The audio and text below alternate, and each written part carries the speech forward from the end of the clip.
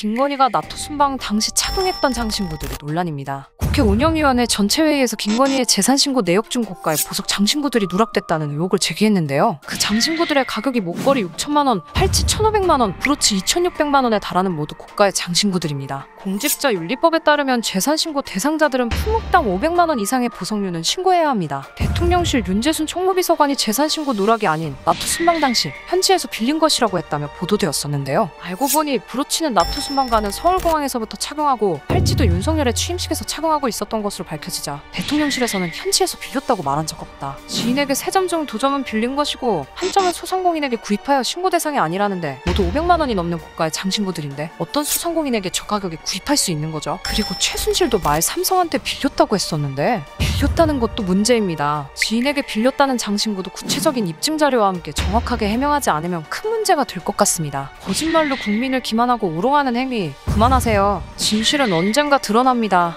또 취임식 초청 명단의 존재를 놓고 대통령실의 오락가락 해명이 이어지면서 이를 둘러싼 의혹이 커지고 있는데요. 국회 운영위원회 전체회의에서 대통령실 이관섭 정책기획수석은 취임식 초청 명단 관련 질문에 공문은 남아있고 개인정보가 포함된 이메일은 파기한 것으로 알고 있다고 전해졌는데요. 이전 한겨레에서 김건희 지인들이 여사님 초청으로 취임식 명단에 올랐다고 보도한 적이 있는데요. 이때는 초청 명단이 남아있지 않다며 행안부에서도 일괄 삭제했다고 했었죠. 하지만 대통령기록 물법 위반 논란이 생기자 행안부에서 일부는 남아있다며 실무자가 잘못 답변한 것이라고 번복한 것인데요. 대통령 취임식 초청자는 크게 VIP 초청, 각계 대표, 일반 국민 초청 등으로 분류됩니다. 각계 대표 초청 명단은 갖고 있는 것으로 보이고 일반 국민 초청은 개인정보보호법에 따라 파기했다는 것 같고 VIP 명단에 대해서는 답변을 회피하는 것으로 보이는데요. 전 정부에서는 개인정보 포함 초청자 명단을 기록물로 보관하는 것으로 확인됐다고 합니다. 도대체 거짓말까지 하면서 무엇을 숨기고 싶은 건가요? 또 실무자에게 책임 전가까지 하면서 이게 뭐하는 짓인가요? 국민이 어떻게 이런 정보를 믿을 수 있을까요? 민주당 이재명 대표의 배우자 김혜경 씨의 법인카드 의혹과 관련하여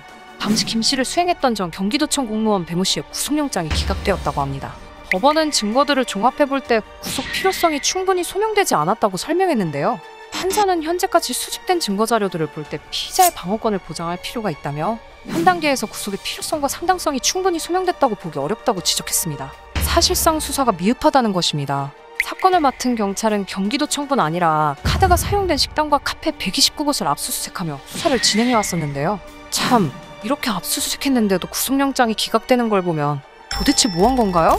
엄청 큰 금액을 유용한 것처럼 계속 기사를 내더니 결국에는 영장 기각이네요. 129곳 압수수색했는데 나온 게 없다는 거죠. 주가 조작, 허위 경력, 논문 표절 등 김건희 혐의에 대해서는 한 번이라도 압수수색했나요?